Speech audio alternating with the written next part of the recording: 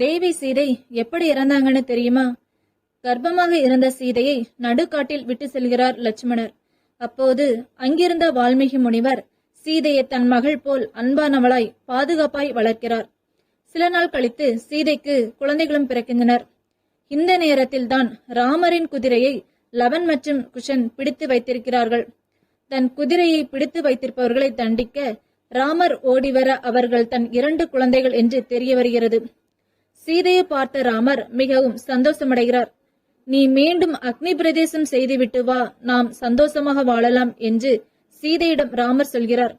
இதை கேட்ட சீதைக்கு பேரதிர்ச்சி. எத்தனை முறை நான் அக்னி தீயில் குளித்தாலும் பேசுபவர்கள் பேசத்தான் செய்வார்கள். கணவன் மனைவிக்கிடையே உள்ள உறவில் நம்பிக்கை மட்டுமே அவசியம் என்று சொல்லி 5 பூதங்களையும் சாட்சியாக கொண்டு நான் தூய்மையானவள் என்பது உண்மை என்றால் என் பூமி தாய் என்னை அரவணைத்துக் கொள்ளும் என்று சொன்ன அடுத்த நொடியே பூமி 2ஆக பிளந்து சீதை தன் தாயிடமே சென்றாள்.